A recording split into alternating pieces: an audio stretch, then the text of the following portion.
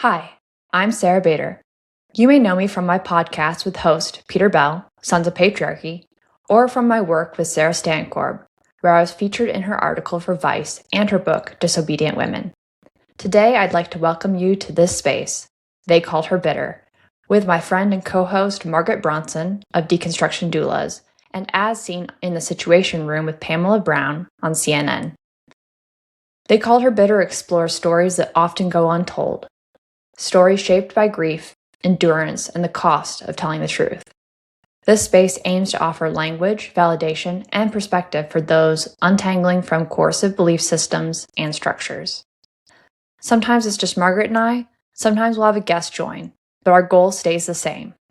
Arm all those who love people still in the cult, or love people in their community adjacent to the cult, with all the information and resources to be able to join our army. So it's not just us three idiots out there swinging our swords at the dragon. You're welcome in this space. So at the time we're recording this, CNN has not aired yet. By the time this is aired, it will have aired. So we'll get to kind of, it's like a little time capsule for us all to discover together. Yeah. On the other side, because I feel like there's gonna be a Margaret before and a Margaret after. I mean, there always is. There's so many different things like that in my life, where it was like there was the me before that thing happened, and then there was the me after, and this is, I think, definitely gonna be one of those things. But yeah, so like quick version. This has been a long time coming. We recorded in October. And it is now mid-February. So it's been a long time coming. I had a lot of anxiety about it for a long time, mostly because I did not do it by myself. There's 7 other survivors that that did it with me. And, I kind of got them into this. Obviously I made sure that they were empowered to make their own decision, and that we did a lot of making sure that they really wanted to do this, and vetting and all of that. But at the same time, I have lost a lot of sleep over the last few months, just hoping that it's a good experience for them. Before we go much further, let's talk about what it is. And how you got there.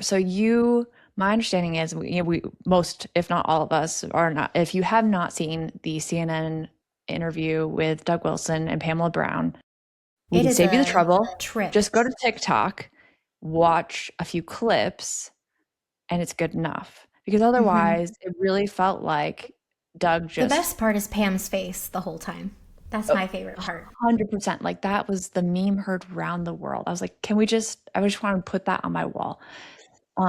But I felt like Doug just mansplained and toured her around the best parts of Moscow that he could find that showed the glory of Christchurch, talked down to her, talked at her, and not a single survivor was mentioned. So you got I was like, pants in a bunch about that. I was like a huge fan of how, Pam handled the interview. But at the same time, I was like, this is so wrong to give him a microphone on this level and just let him basically dictate who he is to the world, and like do his own PR campaign on this national scale. And all of us survivors just have to like freaking listen to it, and just that's just the reality that everyone thinks, that like all the people we've been talking to now may feel more justified in not believing us. And, all of my survivors are like texting and Marco Poloing and freaking out. And I'm just like, oh my gosh, like there's 2 things, like the consequence of this, and also people are actually listening. Like, Doug is trending right now. So there's a opportunity here to actually get help for survivors in a way that I've been trying to, but like it's been really hard to smash through the glass ceiling. And so I made a reel where I was like, essentially, hey, I was like, hi, Pamela Brown. I'm Margaret and I run a community of survivors. You interviewed Doug and I really appreciate how you handled that interview. But I think it'd be really good for you to hear from the survivors. And I have a bunch of survivors who I think would be willing to tell you their stories so we could know the truth about all of this. And so a few days later, it was going viral and Pam DM'd me, Pamela Brown. Oh my gosh. What was your first, were you just no way? I literally was in play rehearsal, on stage, being my character, and they were, working on some lighting situation. So I checked my phone, and then I just had to continue play rehearsal. But there's another survivor in the cast, and so I was just vibrating, and I'm literally trying to text Pam back, scarcity mindset, if I don't respond right now she's gonna decide she doesn't want to talk to us. And so I'm trying to text, but my thumbs keep thumbing and not actually texting. And so I'm and then I'm my vision is going in and out because I'm oh my gosh, everything I've been working for, this could be the door. This could be the opportunity to get the help for the survivors that I have been literally sacrificing every single resource and thing that I have to make happen. And it's been brutal because it's been rejection and failure and failure and failure and failure as far as getting help. I have a lot of success when I help survivors, but I need more resources because there's too many survivors and too little me. And I'm very unsuccessful in raising funding. And so, or support in any way. So outside of other survivors, my survivors are very, very, very supportive. But outside of that, it's been hard. Anyway, so I texted her back and she's like, can I call you tomorrow? And I was like, oh my gosh. Let me clear my schedule for CNN.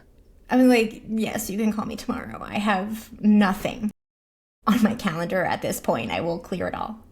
So we talked and... Hold on one second. Yeah. My Kirker neighbor just walked by. I'm going to turn you down. Since we haven't published yet. This is normal. This is my life. And the Kirkers are out. So we're going to just try and privatize this a little. Okay, carry on. CNN I hope you keep that in this because that's just a whole vibe, honestly, that you're just doing this under their noses. Yeah. Anyway, please continue. So we're excited about CNN. So I don't, honestly, kind of blacked out a little bit. I don't remember what all the conversations were, but eventually we decided that I was having a retreat in October. So this was early August and it was going to be mid-October that we were having this retreat. She was like, do you have a retreat coming up? I would love to come to it and film at the retreat. And I was like, oh my gosh, that would be amazing and also awful. What I am trying to accomplish at a retreat, and people have already sent their money in and we're already the tickets are purchased, the women are coming, and I know who these women are, and a lot of them are absolutely going to be destroyed if there's a camera crew at the retreat where they finally get to not perform and feel safe and all the things. And so I was like, there's no way you can actually be at a retreat, but I like the rough draft of the idea. Let's keep going with this idea. And so what we just ended up doing was I talked to the survivors who are already coming to the retreat, and several of them were like, I would like to participate. And we came in 2 days early and spent those 2 days filming with Pamela and her team. And then did the retreat afterwards. So that's how it happened. That was right before Halloween. And now it's the day before Valentine's right now, and it's coming out in a week. You seem composed today. There's a lot of anxiety for a while, but as the survivors are finding their peace, they've had a lot of conversations with their families. They're sounding really strong and ready. in just really beautiful ways. Like there was a lot of anxiety. The process, I mean, we'll get texts still to this day where, Pamela's team texts us and is like, hey, I need to fact check something. And of course, being us with our experiences, it's like, do you not believe me? Exactly. Yeah. That's like the first thing you think. And so the nervous systems, it's impossible to text back for like 24 to 48 hours because you're like, it's pure trauma and triggered to the max. And then it's never actually that. It's always like, we have to say things to fill in the gaps. And we just want to make sure that when we say things, we are accurately communicating the reality about you. So it's like we're fact checking ourselves is actually what's happening. But there's been a lot of anxiety that's spiked in the survivors. And so that always makes you be like, oh, I hope they're not like regretting, like that they're not feeling trapped in this, that they're, feeling safe and empowered, but we're right up at the end now. Everything's pretty much done. I did send in my photos this morning. They wanted some pictures of me from in the cult, and then from when my husband and I were courting, and then from our wedding. I don't really have access to pictures from when I was in the cult because I moved, 1,500 miles away the day after my wedding and haven't been home all that much. And the relationships have been, my parents have been going through it and I've been going through it, and we collectively have been going through it because as a result of all of this stuff. And so I didn't have a lot of pictures, but I was actually able on Facebook to find a few. So I sent those in. So I think I'm officially done everything at this point, and I just feel a lot of peace. I feel ready. I probably will have a panic attack while it's playing. I'll just want to watch it at 2 times speed, and you can't because it's live. I know. I'm already trying to figure out how I'm supposed to watch this. I'm really excited. That's my favorite part of the story is that none of us have ever watched the news. I don't know how to watch CNN. So I'm sorry, Pamela Brown. All of us have individually reached out to her and been like, LOL. Cute little funny weird thing. How do we watch the news? That's so bad.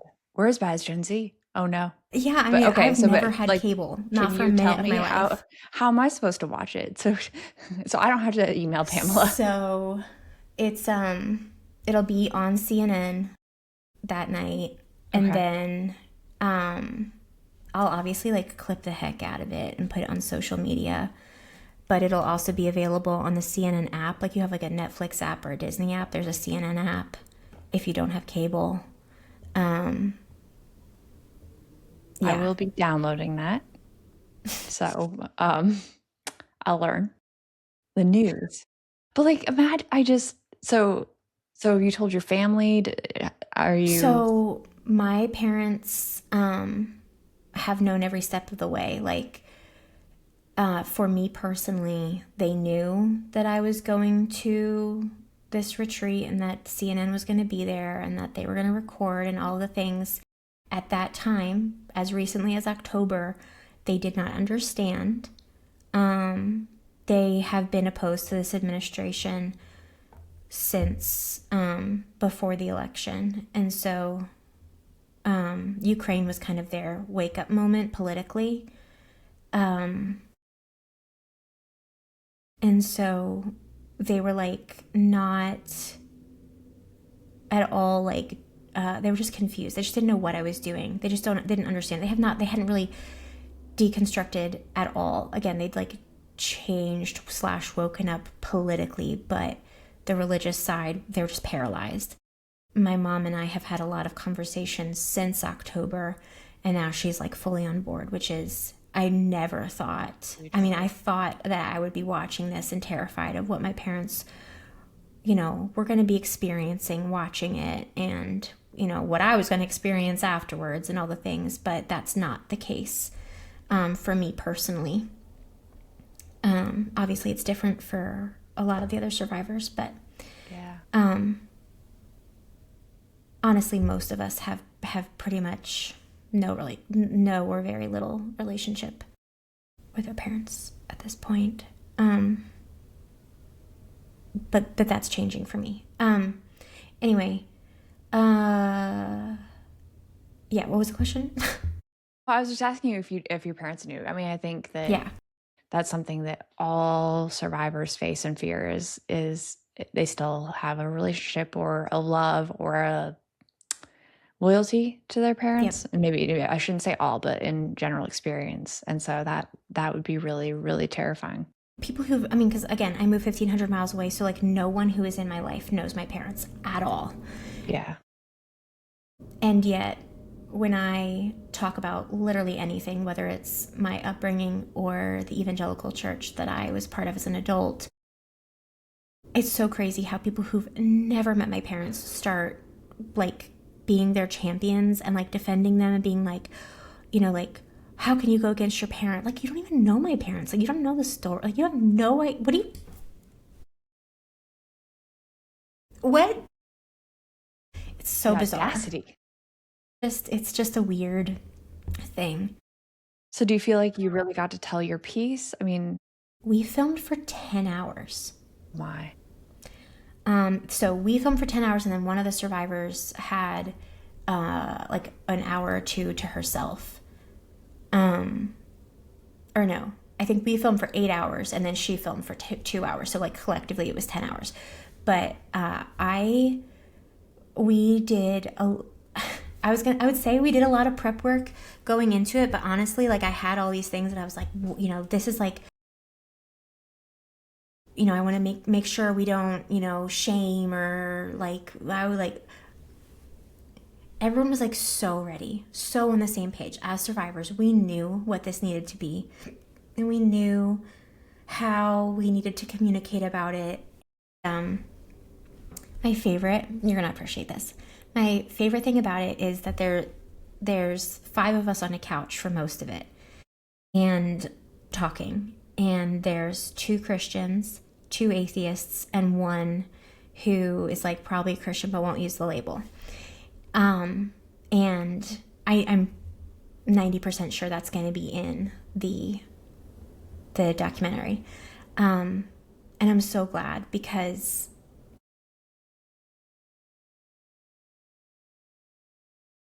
it's just like this beautiful thing where all of us have like thoroughly deconstructed, even those of us who are still Christians.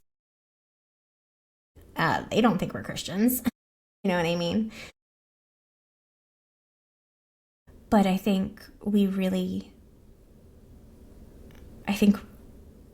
nailed being compassionate and understanding and giving dignity and respect, while also telling the whole freaking truth, like the whole truth.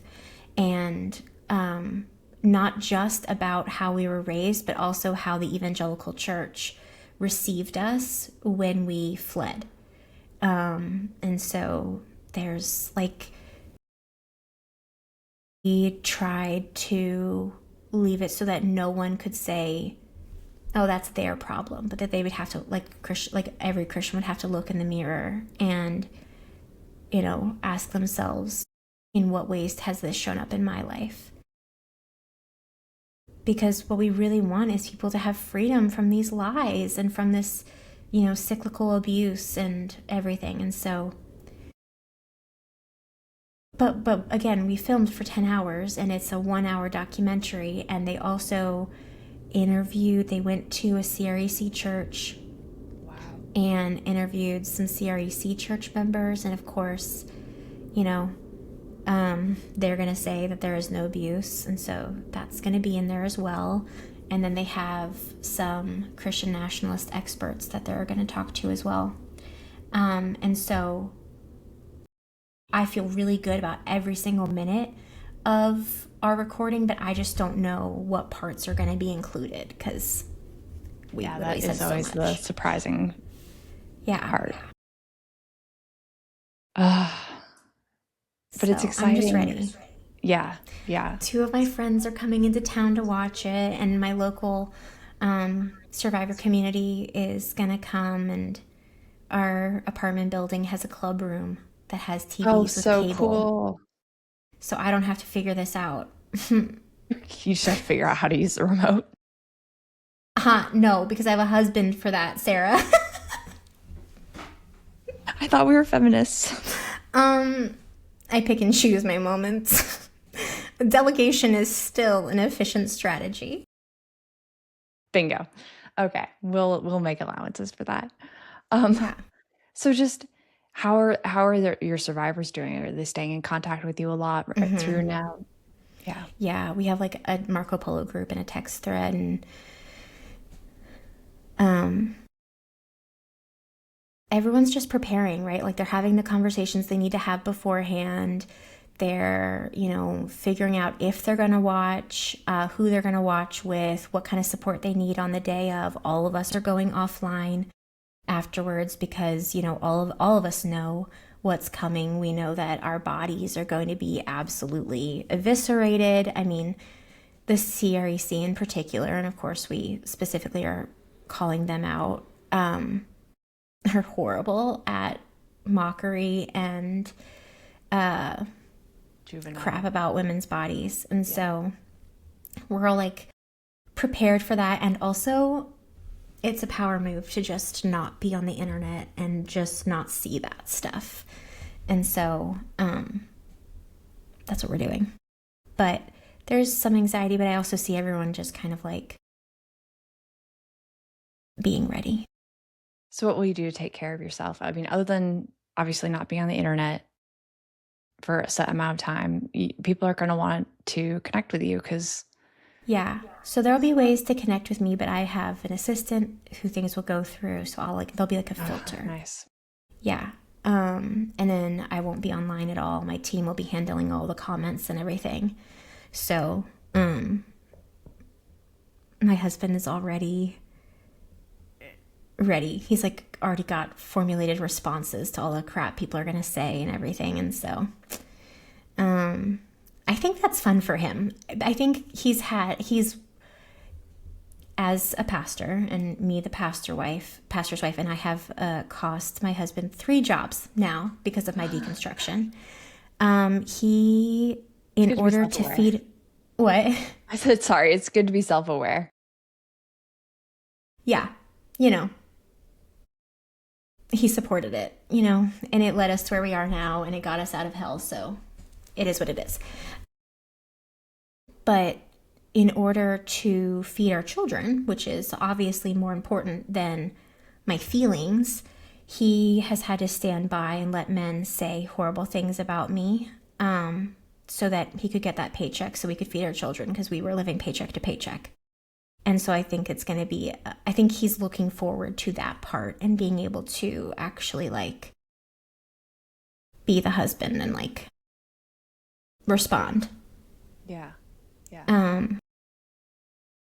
Yeah, but the story of how it all came about is like way more complicated, and I would like to talk about that because I think a lot of people are going to make a lot of accusations about why I did this. Obviously, it's going to be like attention seeking, bitter. Right. Not necessarily how it came about, like you messaged Pamela Brown, but you were wanting to talk about what brought you to this couch. Yeah. Yeah. And like I shared like what my motivation in that moment was. Like I want to maximize on this opportunity that Doug is in the spotlight and use it to translate into support for survivors. But it goes way further back than that. It goes back to spring of 24, and several things happened from when I started in officially in 22, running cohorts and retreats and everything, to spring of 24, so like 2.5 years. It had been smooth sailing, which is crazy. I mean, hurt people.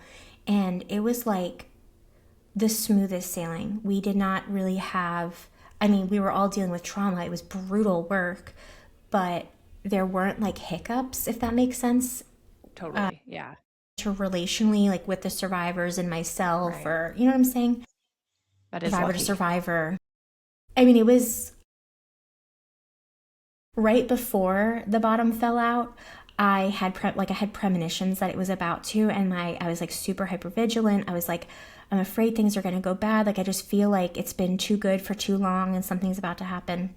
And then over the course of 2 months, like a couple big things happened that were just essentially like survivors needed more help than we could give, essentially was what it amounted to. So it all started back in spring of 24, where I just, like, 4 different situations happened, and they're the 4 hardest things that we've faced in a sense. It's like when the Underground Railroad portion of our work really started. We had a bunch of people who needed to get out quickly, and they were in unsafe situations, and there was threats of violence, and thankfully everyone was able to get out with their lives, but like guns were pulled, and I had this experience of, I had 2 retreats. I had a retreat in Kentucky one weekend, and then the next weekend I had a retreat in Pennsylvania, one with like 20 survivors, and then the next weekend it was like 12 survivors. And it was so good, and it was so safe, and it was so healing, and the women like universally were like, this is like, been such a healing, beautiful, like, safe experience. But then several of the women, one of the women couldn't go back home. She had driven 4 hours to get to the retreat, and she was catatonic at the end because that safety, unfortunately, sometimes if you're traumatized enough, it, instead of like safety bringing about calm and peace, when you get safe for the first time in a while, like all the trauma comes to the surface, and it just was like, so she was like catatonic and couldn't talk, far less drive, she could barely walk. And so I canceled my flight, and again I had a retreat the next weekend, and so I was like, I canceled my flight. I was stuck in Kentucky with this survivor, talking to her husband on the phone, who I've never talked to before, and I'm like, I hope he doesn't think that I hurt her. Like, it was and I'm worried about her, and she didn't have enough medication with her, and so we had to like hunt down medication to get her okay and everything. So we're calling doctors and traveling all over to find these hard to get medications in time. And then I drove her car and her to her home, and then stayed an extra night, and then flew back home just in time to pack up and leave for the next retreat. I had survivors like having panic attacks before leaving, weeping, like clinging to me like they were never going to let go because they didn't want to go back home because they like weren't safe at home. And it was just this overwhelming realization that this is so good, and this is so right, and this is exactly what these women need.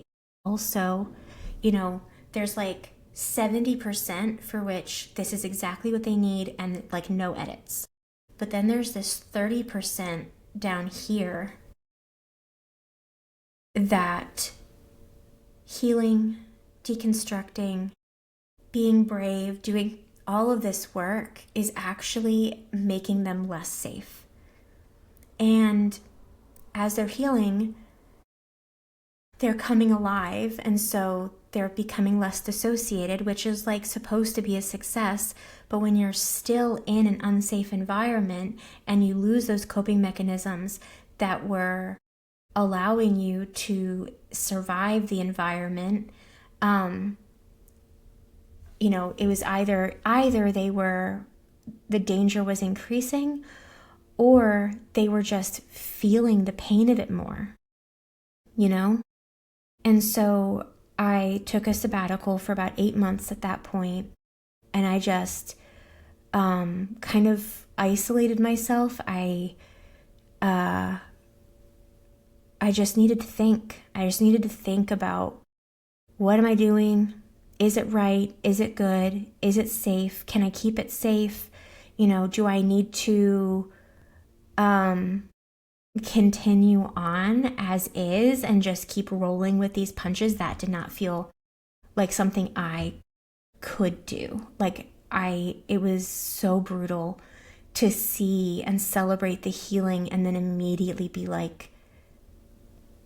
hit with the realization that they can't heal and they can't get free no matter how hard they and I work.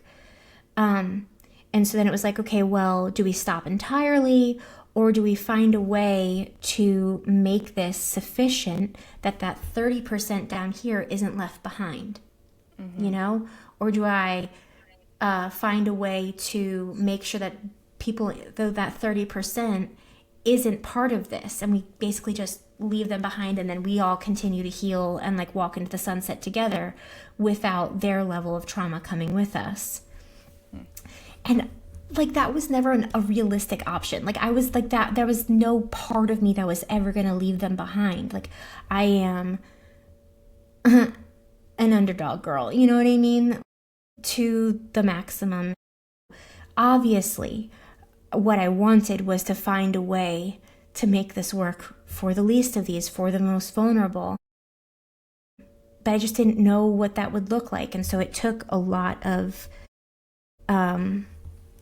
processing and soul searching to get to a place where I felt like I had a plan. But also during that time, I had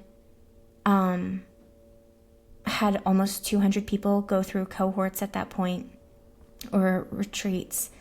And I had held so many stories, and I mean, every intimate detail of dozens of almost 200 people's stories, and I hadn't taken the time to grieve that trauma. That's that secondhand trauma that I'd been absorbing. And so that all hit me really hard. And so I feel like I was internally completely unmade and remade during that sabbatical. But coming out of it, then Trump was elected for his second term, which, put everything under, cast it under a new light and made everything even more important and more necessary. And a lot of my survivors in increasingly dangerous situations, increasingly isolated with people who, if they knew the truth about them, would want to do harm to them. And it became glaringly obvious to me what I needed to do, and what I needed to do was get help. Our organization exclusively runs on survivors. We're the ones doing the work. And the two, me and my co-founder, Aaron, neither of us have been to college. Neither of us have run an organization. Neither of us have, again, we have the survivor care side down. We have the getting people outside down. But the finances, the structure, the organization, getting funding, getting grants, all of that stuff, I'm Googling to figure it out. And so I knew I needed to get help. That was okay, I'm going to kind of slow down operations on the survivor side and spend this year, I said I was going to give myself 2025 to do the internal work to become a real organization and not just survivors helping survivors organically.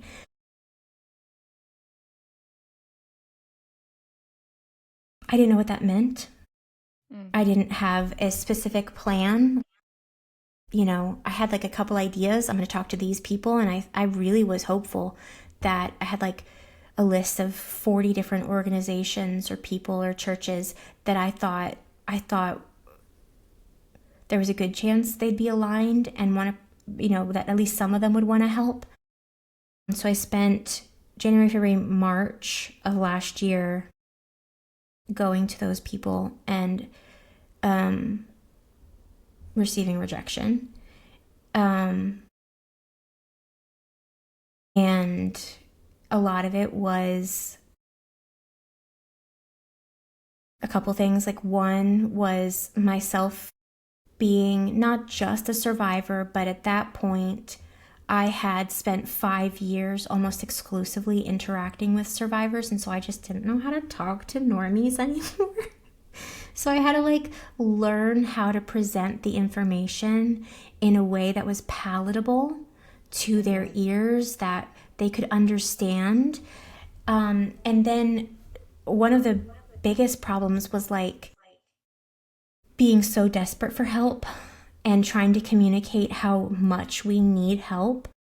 But then they would think that I didn't know what I was talking about and that I wasn't actually like capable of helping the survivors and that I was just like here on a whim and a prayer. And it's like, no, I've already been doing the work. We've already gotten hundreds of people out, like, by ourselves with no funding, and But writing it's literally a grant three is of a us. totally different thing. Yeah. But it was getting lost in translation, and it's, I'm talking to complete strangers and I'm cold calling people, so the context is missing. And I'm also trying to be like, this matters because Pete Hegseth and the administration, because I really thought that's what was going to get people to care, was because I could see what was coming. Nothing this past year has surprised me. No. I will say the one thing maybe that surprised me was just how quickly the crap started. It does feel like it's been 2 years. Yeah, no, yeah. It's like day 6, ridiculous. Day 7, still ridiculous. It happened so fast. Yeah.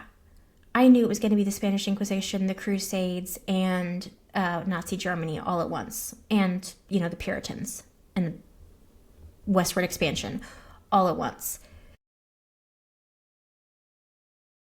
But back then, January, February, March of 2025, everyone I was talking to, none of them saw what I saw. They didn't believe Project 2025 was real.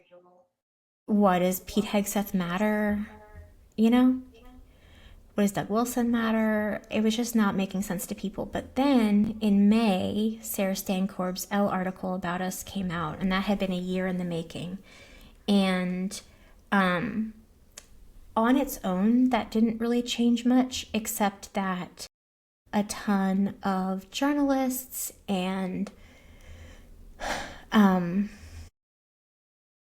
producers, directors, that kind of profession started reaching out and wanting to have Zoom calls with me. So I was having like 10 Zoom meetings a week with people from all over the world, Europe, Canada, South Africa, all over the nation.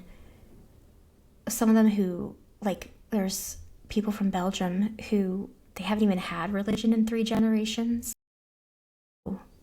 That was interesting, trying to explain. They're like, so explain all of it to me, like the Christian nationalism and the trad wife and the Project 2025 and how that connects to Trump and how MAGA fits in. And so I'm like researching for hours and hours and hours to find the evidence for what I just like know from experience, because like, people aren't just going to believe some girl who's like, my friend's dad did this and my friend's dad did that. You know what I mean? Like, yeah.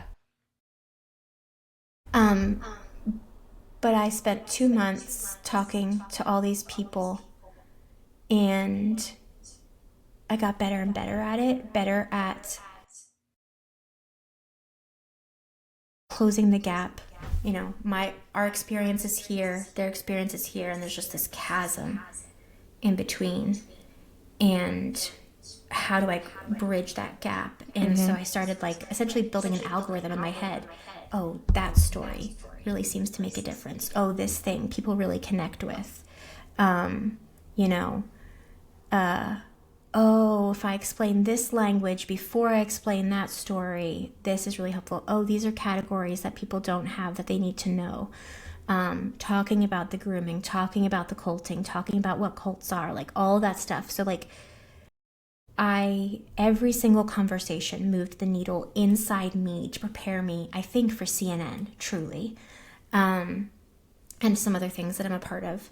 But then I was shadow banned also during most of this time. And so I was like screaming online. I mean, I wasn't. I was showing up with a smile and trying to not be offensive and whatever. But like internally, I'm like, oh my gosh, someone listen. The survivors need help. I'm trying to raise support. Why won't anyone help us?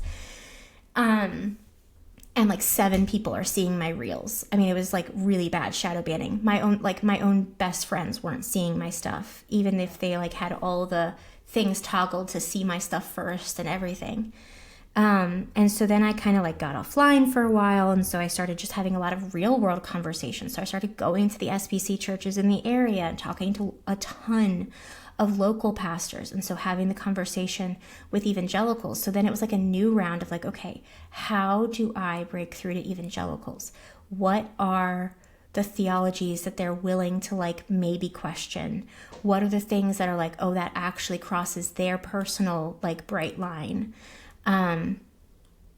What things immediately shut them down and I shouldn't say those things again? What language? What are the trigger words? Because it changed. You know, I was a pastor's wife for 12 years, but I, had been out of it for 3 years at that point, and the culture had changed so much in those 3 years that all of the entire, like, don't ever say these words list had completely switched. Yeah. And so I had to, like, relearn all of that.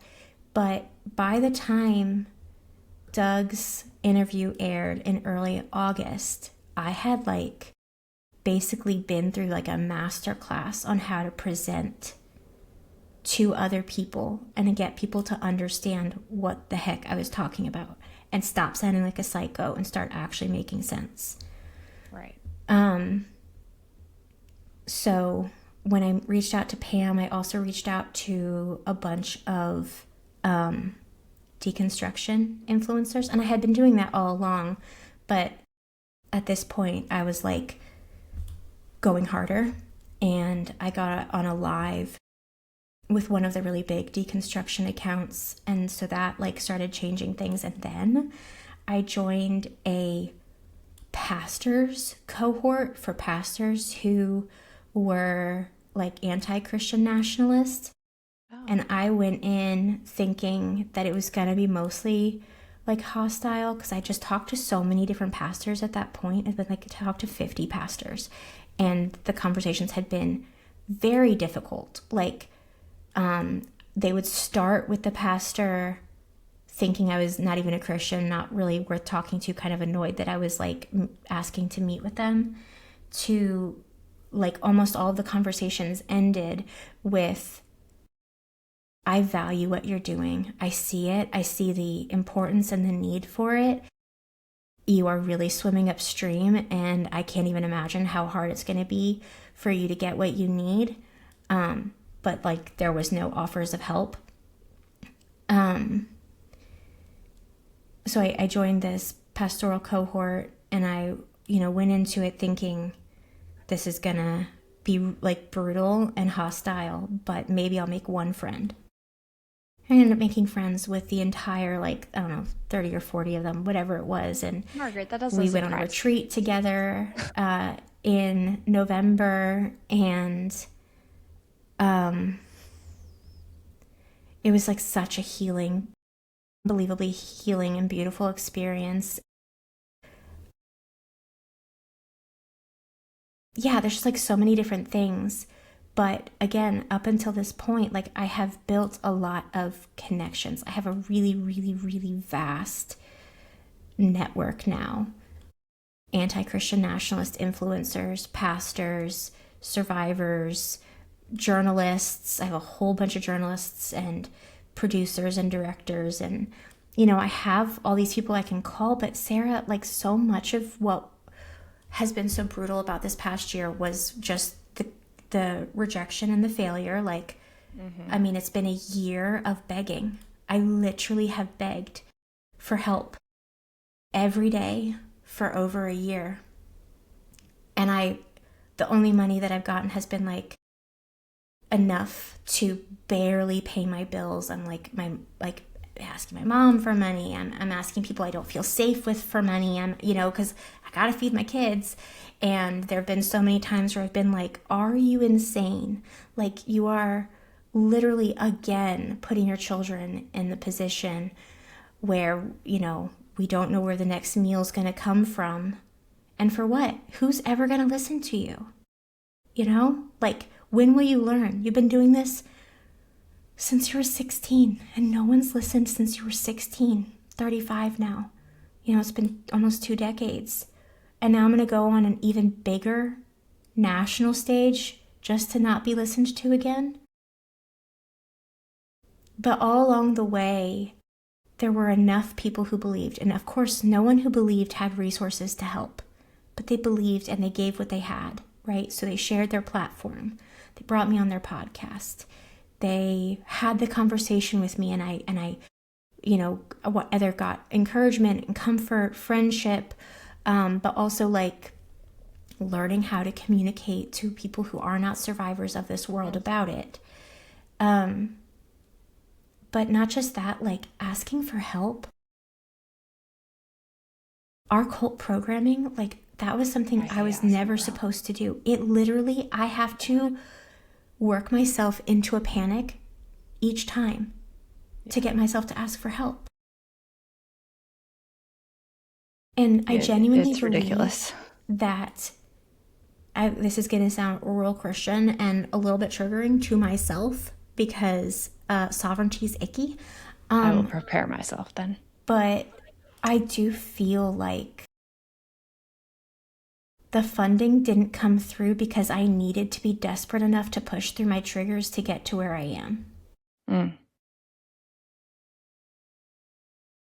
The rejection sensitivity at this point, I can barely show up with my very best friends. My self-esteem is just probably the worst it's ever been, just from all the rejection and all the failure, and like knowing that I have a noble cause, knowing that I'm right, but not being able to make headway where it counts. Like, I need to get help to make this thing, to scale this thing. I know I can help these survivors. I know I can help a lot more survivors, that we can help a lot more survivors, that I can actually take what we've learned collectively and equip other people who are trying to care for their loved ones who are coming out of this, and give them better tools to help, you know, more effectively help their loved ones get out. But I need funding, and I need, you know, organizational support. And so asking for help, rejection sensitivity, and then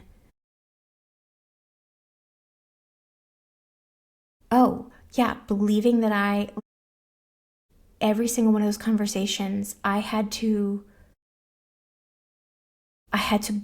like, in order to show up, I had to believe that my work was valuable, and I had to communicate to that person that my work was valuable. And the programming around that runs so deep to see, like, I see myself as valuable, like imago Dei, like, you know, I believe every human is valuable and worthy, but this is like, my work is worthy, what I bring to the table is worthy, like my voice is worthy, I've done something good. Believing that is so hard still. And I just feel like I've been like Olympic training, just like literally like gorging on my triggers to get to where I am. And I've already been homeless from this almost twice, once for 2 months, and then I had to move back in with my parents, and our relationship was not good at that point. It was miserable for all of us. We were there for 2 years before my husband, like his job, he saved enough money to get us out and into an apartment. I cost him 3 jobs. Like, it's not that I am not willing to sacrifice for this, but it was different this past year. And part of that was because it was so hard. I had to be alone. I had to like literally cut all of my friends out, stop Marco Poloing, stop texting, because I was spending hours and hours and hours and hours and hours every day being rejected and being accused and being misunderstood. And I just like couldn't also show up socially and show up, you know? It was just been a very I know you know. It's just been a very isolating year. And like another part of it is like, I don't know what story I'm in. Like, is this the story of a girl who thought she was someone she wasn't and thought she was capable of things she's not capable of, and she's about to fail in front of everyone she knows, and everyone's going to know she failed, and then I'm going to have to train and get a real job. My husband is waiting for disability, so he cannot get a job. He cannot make money, or it will disqualify his disability, and he needs it desperately.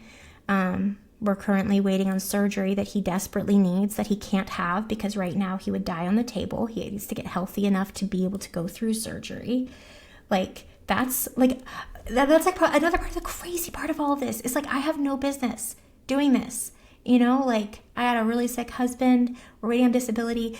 He filed end of 24, and they were like, it'll be 12 to 18 months before you get your disability determination. And then Trump was inaugurated, and 2 weeks later, we got an email from the disability people, and they were like, due to all of the like reduction in staff thanks to Doge, you know, it's now going to be 3 years before disability determination. I didn't know that going into this. Like, when I went all in, like, that wasn't the reality. I thought we were just going to tighten the belt for, you know, a year and a half, and we're almost at that year and a half point now, and we still have another year and a half to go. And so after doing this and having my, like, I mean, it's been internally like discipline and brave and facing triggers and regulating myself and being present in the face of triggers and not dissociating and being empathetic and being the bigger person and rising above my triggers to see the other person's point of view, right? Like, all of that stuff. And then I fail because I can't do this to my family anymore. And they're all very, like, my husband and my children are very supportive, but like, I also have a responsibility as the only able-bodied person in the adult in this family to be the provider. I can't keep doing it. And so, like, is that the story, that this is when I fail, you know? Or am I in the story where, like, it was hard for a while and then we succeed, and a lot of people get out, and a lot of people get freedom, and a lot of people find community and support, and maybe even whole families heal. Like, my whole family, like, is coming together, like, 20 years after the initial rupture, 30 years after initial contact with the cult. We're finally beginning to heal, and that's only been in the last couple of months. And you know, maybe that can happen on a bigger level, and I'm seeing it happen in some of my other survivors' families, and maybe we can continue to spread this and bring this to more people. And of course, it's only becoming even more and more necessary as the indoctrination and the propaganda are increasing and spreading and all these things. And like, can we rise to meet that? I really think we can. All we need is funding. And so I feel like, of everything I did this year, like 2025, I was like, I'm gonna go big. I'm gonna stop hiding in the shadows. Before that point, I had been intentionally suppressing my accounts, so pretty much only survivors would find me. Every time a reel started to do well, I would delete it. You know, I was like trying to hide from the algorithm, trying to just like, I never participated in trends. You know, when they went to like the blue checks, only $14 a month, I didn't do, you know what I'm saying? Like, I resisted all of the going big thing. Part of that was because I didn't want to deal with being big. I don't want to deal with the scrutiny that's going to come from it. I don't want to deal with all of the people from my past coming back to tell me what they think about me, and the people I still love. And the cult has caused to, like, there's this rupture in our relationship, and it's so painful. I don't want to have to face that head on publicly. But for the chance to like actually truly pull people out of this crap, Sarah, that started before we were born and has been every day of our lives and is millions and millions and millions of survivors. And not only that, all of those survivors are being weaponized against other demographics in our country, controlled in their voting and their feelings and how they show up with their neighbors. Like, if we can actually change that, like, so it's been so many times in the past year that I was like, do I need to quit, But it was like, I'm literally so exhausted, so traumatized, and this is the only thing that I can get my very exhausted, traumatized brain to care about right now. How am I going to apply for a job and go through job training? Like, my brain isn't taking in information that isn't this right now. Yeah. Have you watched the BBC Sherlock? Yes. My favorite thing to share with people is that moment where he's running up to and he's trying to save the at the wedding, and he's like, I have too much in my brain. Like, I don't care if the world revolves around the sun or the sun revolves around the world. And that's how I feel. Like, our brains are just literally, I'm dumping in other information in. Yeah, all I'm dealing with is my survival. And so I totally understand what you're saying. There's no room for... I'm a very specialized niche tool at this point. Yes. And you're so necessary that I totally agree. But yeah, any job you would do would be wasted when there's survivors. The grief that would come from failing, and then to try and adapt to a new job and go through training, and it's just been... And so I've continued, and there's been enough support, again, not financial so much as, people believing me, people from outside of this, other pastors who were not part of this, they were part of a very more youth groupy, Hillsong or whatever version of things. I love how we just throw youth group under the bus, because I also attended a church where it was integrated services, or my parents, even when we attended a church that had youth groups or Bible study, that was for lazy Christians. We sat in the pew.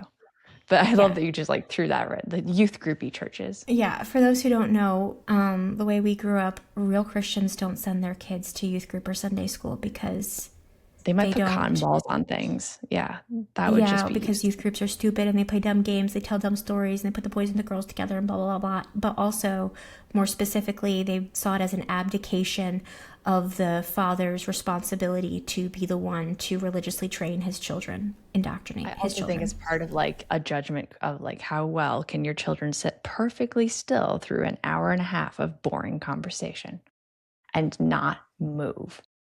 And if you aren't a good parent, but yeah, and every sermon was an hour, and every sermon there was always the kids crying in the back because they were being spanked in the room right behind the sanctuary for being too wiggly.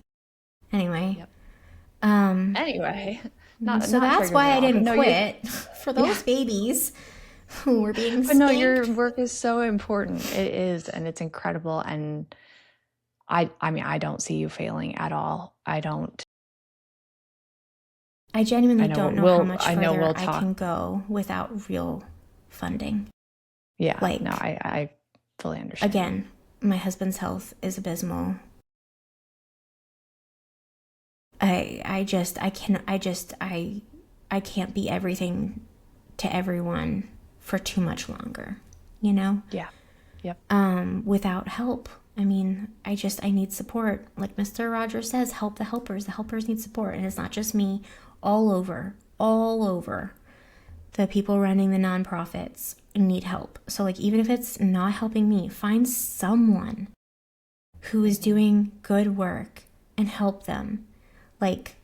I think a lot of the tithing stuff is very weaponized and BS and controlling and gross and exploitative, but also the principle to give away 10% of what you have to other people in need is decent thinking. Is a decent thing to do.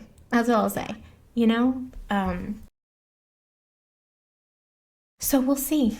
I mean, this is why this is kind of a time capsule. Like, I have a list of specific things that I'm hoping come about as a result of the CNN thing. Really?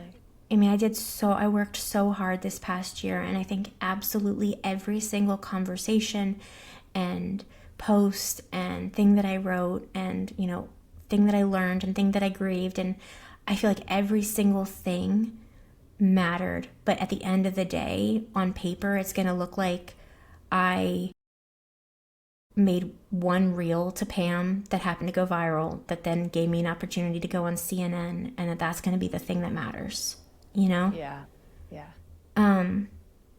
So if we get funding as a result of raised awareness, first thing I'm going to do is I'm going to hire survivors and literally change their lives in the sense of like give them safe, secure employment that they are actually equipped to do. Most of them have not been to college, but they're equipped to do this. You know, they've already been doing it. I'm going to be able to pay them to do what they've already been doing for other survivors. They're going to be able to make their own money for the first time and have financial independence, and you know exactly what they're going to do with that money. They're going to reach behind to the next person and pull that person out, and you're going to see like this endless cycle instead of abuse, this time of freedom and healing and breaking free. And I can't wait. I literally lay awake daydreaming about it. Scale, train, delegate, and care for more survivors, obviously. Have a benevolence, essentially fund our underground railroad. So like a lot of what we do is get women and their children safely out of their homes and into lodging. Like 30%, there's 70% that like all they have to do is deconstruct and heal and whatever. But then there's that 30% that have no money, they have no credit history, they have no work history, their name is not on the car, their name is not on the house. They have no access to support like from family or community. They're going to lose everyone. Their husband's going to try to take the kids from them. Like some of them don't have a driver's license or a social security number. Like it's bad. And so we have been getting women out, and it's just by mutual aid from other survivors and couch surfing and all that stuff. But to like actually fund that thing, there are women we haven't been able to get out because we just don't have the resources to do it safely. And the resources don't even exist in the secular world, in the DV world, you know? So yeah, funding giving like financial support for survivors as needed and getting them out.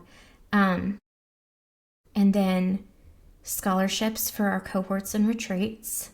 And then lastly, just creating, like scaling. You know, we talk about how this is a cult, right? And so if you like picture a cult, again, it's not actually geographic. We're not actually behind a wall, but there is this ideological wall that exists and is actually far more dangerous than a real physical wall. It's like actually more complete than a real physical wall. In some ways. And some people have escaped, but a lot have literally lost their lives trying. And so if you like picture this walled city, and then if it's surrounded by a forest, there's like a couple like deer paths and like bent trees to like help show people the way, and like wayfinding happening to get out. And like, you know, you hope that someone comes along to like help you navigate the way out through the scary wilderness, because guess what? It's not safe out there. There's people who want to exploit you the second you get out of the cult, and you're vulnerable and you don't know how to tell who's trustworthy and who's not, and you don't have the resources to be picky. You know, you don't have the luxury of being picky.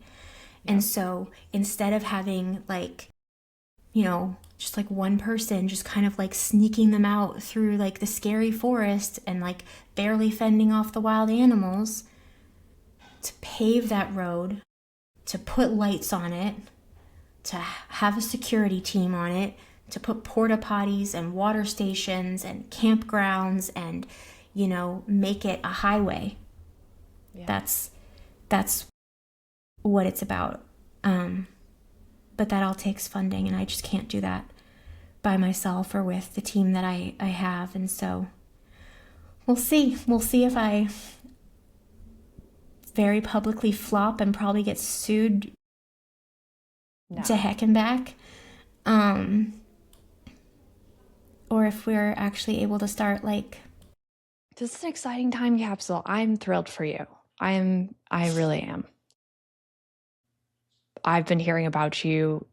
You know, I knew about you just through our work, and but like you, I didn't have time to slow down and talk to you. We just kind of bumped circles, like, oh, I have this survivor, I need this help specifically. And that was about the extent of our conversations. But the more I started to seek kind of the same answers you were, like, what is my story going to turn into? The more people were saying, you need to talk to Margaret Bronson. You need to talk to Margaret Bronson. And the more I felt alone in my work, it was like, no, there's someone else doing exactly what you're doing. And it's been really cool. And meeting you has been phenomenal. I have no doubt that this is going to be an incredible, life-changing experience. And what you have to offer is so valuable and already has changed lives. I mean, hundreds of lives. And so you're now going to change thousands of lives. And even if you do get sued, you've got fans. So bring it. Discovery is a bitch. Two things. One, I mean, I feel like it's not even like I want to succeed. Like, it's us. It's us succeeding. Like, I think that's a big part of what this podcast is like, we're doing the same work. We're on the same mission. Well, isn't our success, we aren't the success story. I was talking to Peter about this last night, because I think this is a really important point of, I wish I should actually read the thread, but I was like, I don't see us succeeding as we get famous. It's that Doug gets famous, and for the right reasons this time. And we can only measure our success in the amount of survivors that healthfully leave.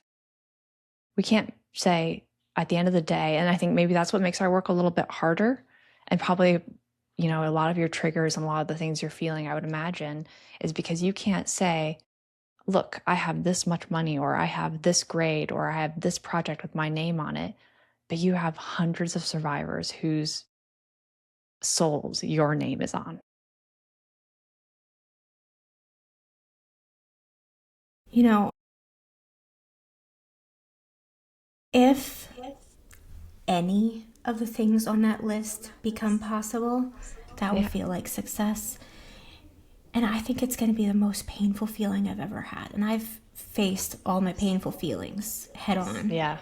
I'm just a glutton for punishment, I guess. There's like no membrane between me and the world. I'm running straight on, like full speed into a brick wall all the time. Yeah. But if I succeed, and if like that will feel like being proven to be right after 20 years of being told I was wrong and stubbornly insisting that I was right. Yeah. I literally cannot picture moving on from that feeling of getting out of bed. Like, I feel like I'm going to cry and never stop crying. Yep. But I'm really grateful for you, and like pulling resources, and you sharing this platform and editing these, because I've been wanting to podcast for a long time. I have so much to say, but I've just been in the weeds, like pulling people out of the city and getting them to safety. We've been trying to connect for so long, and just it hasn't been because of a lack of wanting. It's literally, I have time, you don't have time. You have time, I don't have time. It's survival. So I don't like flying because I'm scared of the government. It's not the airplanes. It's not the being a mile in the air part. It's the government part. Right now, I'm scared of the government too, but Like literally my heart stops beating the entire time I'm going through TSA every freaking time.